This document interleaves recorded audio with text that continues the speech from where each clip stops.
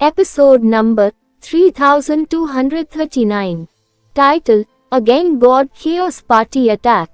तुमने वास्तव में मुझे निराश नहीं किया। स्काई किंग ने महसूस किया कि उसे बांधने वाले तार कट गए हैं। वह हंसा। वीर हंसी में शामिल होने के मूड में नहीं था। उसने अपनी शक्ति स्काई किंग के शरीर के बाकी सब्सटेंस पर प्रहार करने पर केंद्रित कर दी। उसने कई सब्सटेंस में से उस मौजूदगी को खत्म कर दिया, लेकिन तभी अचानक उस समय अप्रत्याशित रूप से जहाज हिलने लगा। ये स्पष्ट रूप से किसी शक्तिशाली शक्ति से प्रभावित था। यह क्या है? शिवांगी बेनिया ने जहाज पर लगे मॉनिटर को देखा। उसकी आंखें चौड़ी हो गईं और वह चिल्ला उठी। उनके आसपास के अंतरिक्ष में एक बड़ा बिजली का तूफान उठ रहा था। हर तरह के रंग बह रहे थे, आसमान को ढक रहे थे। जहाज के चालक दल का एक सदस्य कमरे में भागा। वह चौंक गया और चिल्लाया, मिस्टर, ये बहुत बुरा है। हम एक विशाल चुंबकीय तूफान का सामना कर रहे हैं। जहाज नियंत्रण खो रहा है। इससे पहले कि वह अपनी बात पूरी करता, जहाज की लाइटें बंद हो गईं। जहाज में अंधेरा छा गया। जैसे ही लाइटें बंद हुई, उन्हें एहसास हुआ कि जहाज एक तरफ जा रहा है। आमतौर पर जहाज में ग्रेविटेशनल सिस्टम होती है। अगर जहाज पलट भी जाए तो केबिन जैसी जगह पर वे अपना संतुलन बनाए रख सकते हैं। ग्रेविटी में कोई बदलाव नहीं होगा। वीर को लगा कि जहाज फिसल रहा है। इसका मतलब था कि जहाज में कोई बड़ी समस्या थी, क्योंकि ग्रेविटी अब काम नहीं कर रहा था। तभी बाहर से रोशनी फिर से उनकी आंखों में आ गई। जहाज के बाहर चुंबकीय तूफान इतना चमकीला था कि वह एक खिड़की की तरह लग रहा था। रंगीन रोशनी क्रिस्टल जैसी खिड़कियों से आगे निकल गई। जहाज के अंदर अब रंगों की एक जीवंत छटा थी। वे इतने चमकीले थे कि लोग अंधे हो सकते थे। चाहे अंधेरा हो या तेज रोशनी, वीर अपनी दृष्टि नहीं खोएगा। क्रिस्टल की खिड़कियों से वीर ने देखा कि लाइट सब्सटेंस एक प्राणी था। यह एक गॉड ड्रैगन जैसा दिख रहा था। इसका शरीर सब्सटेंस के बीच यात्रा कर रहा था, लेकिन इसने अपने शरीर का एक हिस्सा दिखाया। Break world beast. वीर ने प्राणी की उपस्थिति देखी और पहचान लिया कि यह क्या था।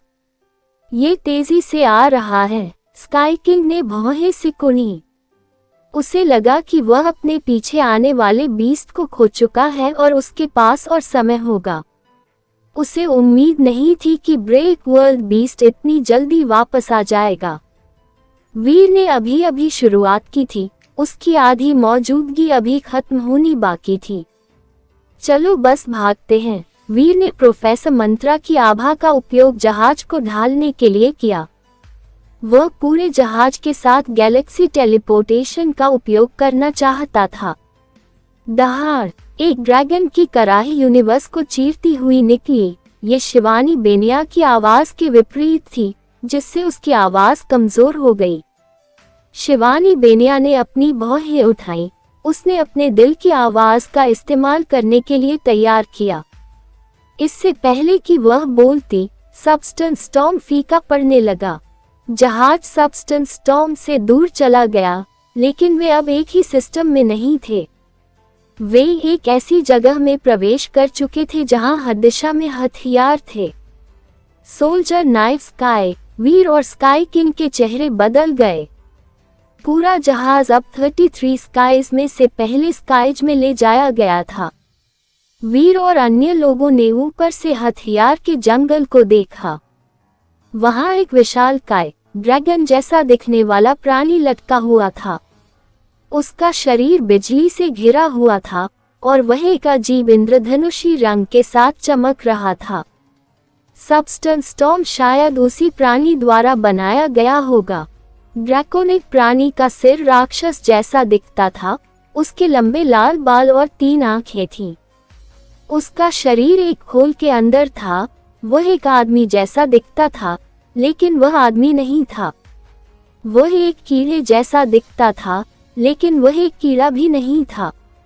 अजीब आदमी इंद्रधनुषी गॉड ड्रैगन के सिर के ऊपर खड़ा था। उसने अजीब तरीके से कहा, वीर, स्वर्ग का एक रास्ता है जिस पर तुम नहीं चल रहे हो। नर्क का कोई दरवाजा नहीं है, लेकिन तुम दस्तक दे रहे हो। गॉड केओस पार्टी का दुश्मन होना तुम्हें एक बहुत ही मरा हुआ आदमी बनाता है। क्या तुम जानते हो कि तुम कितने मरे हुए हो? शिवांगी बेनिया और जहाज की रक्षा करो। वीर यह बोलते हुए चमकते हुए जहाज से बाहर उड़ गया। मैं तुम्हारे साथ आ रहा हूँ। स्काई किंग चमककर आकाश में चला गया। तो क्या तुम मुझे अपना नाम बताना चाहोगे?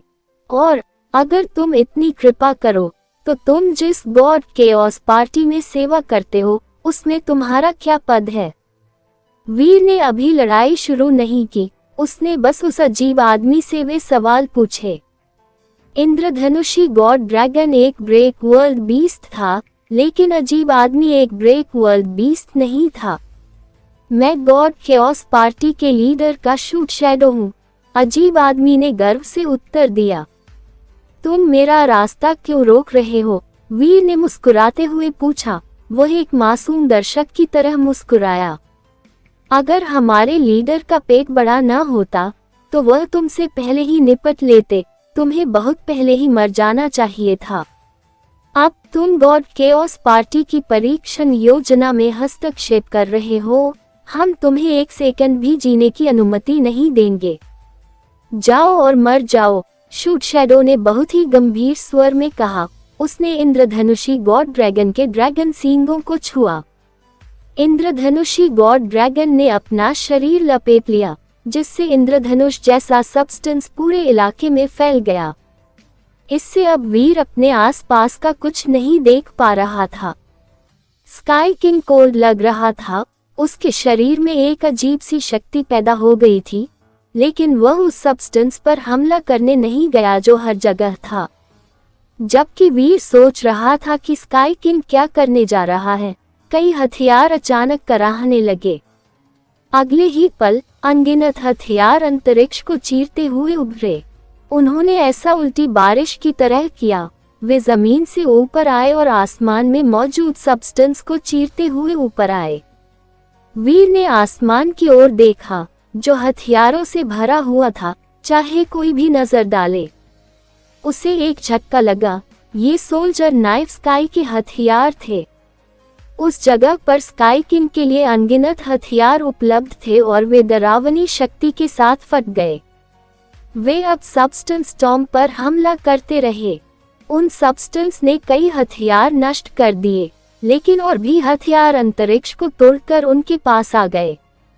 ऐसा लग रहा था जैसे उनका प्रवाह अंतहीन था, जिससे सब्सटेंस स्टॉर्म कमजोर पड़ गया। Sky king soldier knife sky के जीन हथियार जीन रेस को नियंत्रित कर सकता है। वीर को यह अजीब लगा। वीर ने शिवानी बेनिया को गॉड केओस पार्टी के चंगुल से छुड़ाने में मदद की। वहीं गॉड केओस पार्टी ने स्काई किंग की आत्मा को छूने के अलावा कुछ नहीं किया था। लेकिन फिर भी अब गॉड केओस पार्टी ने तुरंत एक पुराने लीडर और एक ब्रेक वर्ल्ड बीस्ट को उसके पीछे भेज दिया। इसका मतलब था कि sky king God chaos party के लिए महत्वपूर्ण था। वह संभवतः शिवानी बेनिया से ज्यादा महत्वपूर्ण था। Sky king soldier knife sky में मौजूद हथियारों को नियंत्रित करने में सक्षम था। इससे वीर को आश्चर्य हुआ कि स्काई किंग की आत्मा विशेष थी या नहीं। अपने पिछले जन्म में वह एंशिएंट डेविल के 8 जनरलों में से एक था। उसकी पहचान चौंकाने वाली थी। हो सकता है कि उसका 33 स्काई से भी कोई संबंध रहा हो। अगर ऐसा नहीं होता तो ये समझाना मुश्किल होता कि स्काई किंग के पास हथियार जीन रेस को नियंत्रित करने की क्षमता कैसे थी जो सोल्जर नाइफ स्काई में मौजूद थी। अपने पिछले जन्म में उसकी सबसे मजबूत शक्ति को 33 स्काई पावर कहा जाता था। इसके संयोग होने की संभावना कम थी। अब सब्सटेंस स्टॉर्म चला गया था। इंद्रधनुषी गॉड ड्रैगन और शूट शैडो का शरीर फिर से दिखाई दिया। तुम्हारे पास अभी भी हमें मारने के लिए जरूरी चीजें नहीं हैं।